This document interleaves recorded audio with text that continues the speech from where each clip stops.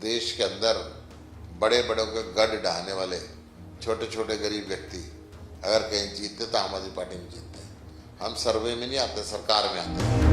कांग्रेस के साथ गठबंधन की बात चल रही थी, तो तैयारी आप अपनी मानते हैं कि सभी जगह पर होगा कि काडर उस तरह से मजबूती के साथ चुनाव में उतर पाए?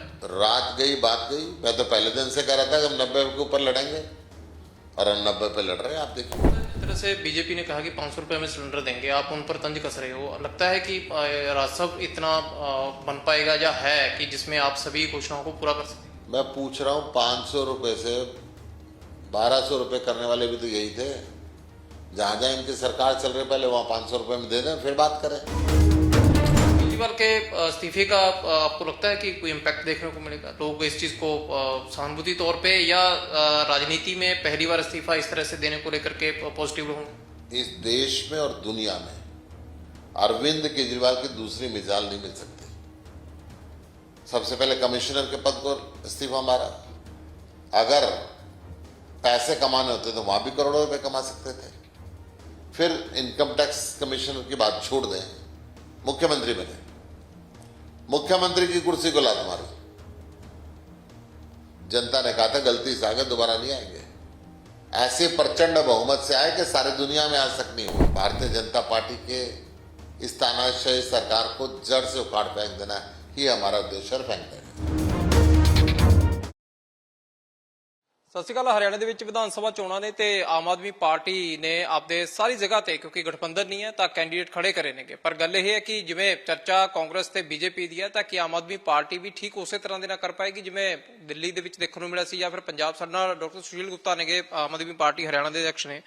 डॉक्टर साहब, देखें तो हरियाणा में आम आदमी पार्टी उस तरह से कमाल कर पाएगी? क्योंकि आम आदमी पार्टी को आज कहीं ना कहीं दोनों मुख्य लड़ाई से बाहर माना जा रहा है। इस देश के अंदर सबसे कम समय के अंदर क्षेत्रीय पार्टी रहते हुए एक राज्यों से दो राज्यों में सरकार बनाने वाली पहली पार्टी आम आदमी पार्टी है।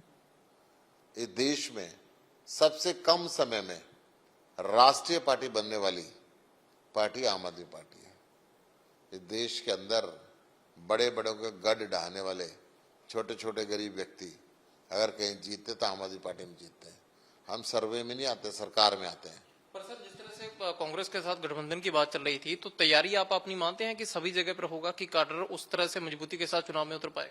रात गई बात गई। मैं तो पहले दिन से कह रहा था कि हम 90 के ऊपर लड़ेंगे और हम 90 पे लड़ रहे हैं। आप देखिए, पर जिस तरह से घोषणा पत्र जारी हुए हैं, आम आदमी पार्टी का घोषणा पत्र अगर हम कहें कि पहले दिन से चाहे दिल्ली पंजाब सबसे अलग रहा है और बड़ी छूट उसमें दिखाई दी है।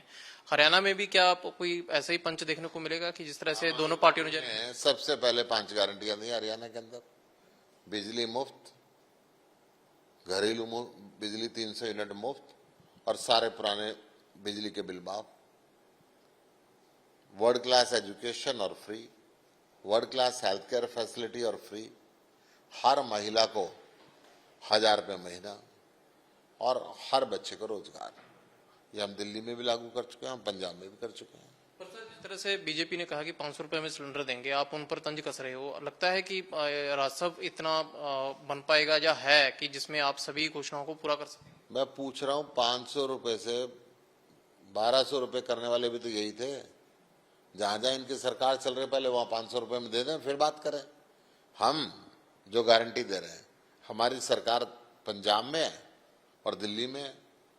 पता कर लें आप, बिजली फ्री मिल रही है, लगातार मिल रही है। एजुकेशन बढ़िया हो रही है, लगातार हो रही है। हॉस्पिटल बढ़िया हो गए, लगातार हो रहे हैं। मोहल्ला क्लिनिक हर जगह खुल रहा है। पर सर, जिस तरह अगर कांग्रेस की बात करें हरियाणा में, तो स्थिति ये हुई पड़ी है कि अभी से सीएम बनने की दौड़ में कई नेता शामिल हैं। उसमें सीधे तौर पे कहीं ना कहीं उनका जताना लोगों के बीच में कि सरकार तो हमारी है, सीएम देखना है कौन बनना है।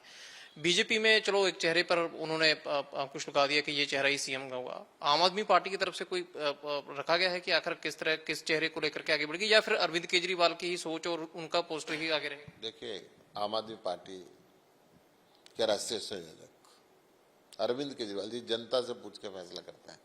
जनता जो कहेगी वो फैसला करेगी। केजरीवाल के इस्तीफे का आपको लगता है कि कोई इम्पैक्ट देखने को मिलेगा? लोग इस चीज को सहानुभूति तौर पे या राजनीति में पहली बार इस्तीफा इस तरह से देने को लेकर के पॉजिटिव होंगे? इस देश में और दुनिया में अरविंद केजरीवाल की दूसरी मिसाल नहीं मिल सकती। सबसे पहले कमिश्नर के पद को इस्तीफा मारा। अगर पैसे कमाने होते तो वहां भी करोड़ों रुपए कमा सकते थे। फिर इनकम टैक्स कमिश्नर की बात छोड़ दें, मुख्यमंत्री बने, मुख्यमंत्री की कुर्सी को लात मारी। जनता ने कहा था गलती से आ गए, दोबारा नहीं आएंगे। ऐसे प्रचंड बहुमत से आए कि सारी दुनिया में आज तक नहीं हुआ। अब दूसरी बार मुख्यमंत्री के पद का इस्तीफा दिया। हम पद से चिपके रहने वाले लोग नहीं हैं। भारतीय जनता पार्टी के इस तानाशाही सरकार को जड़ से उखाड़ फेंक देना ही हमारा उद्देश्य है, फेंक देंगे। लास्ट में एक कि जिस तरह से वन नेशन वन इलेक्शन की बात हो रही है, ज्यादातर अगर देखें कि सिर्फ विरोध करने के लिए विरोध है, या उसमें आप देखते हैं कि खामियां बेहद हैं? अगर होना हो तो इसमें कई चीजों को अगर कहें कि जोड़ना होगा साथ में, या सिस्टम को बदलना होगा। देखिए, ये एक ढकोसला है। बीजेपी पहले फिर केंद्र सरकार को भंग करे, कहे जी आज हम सिफारिश करते हैं इतने दिन में लागू करेंगे, केंद्र सरकार भंग कर दी।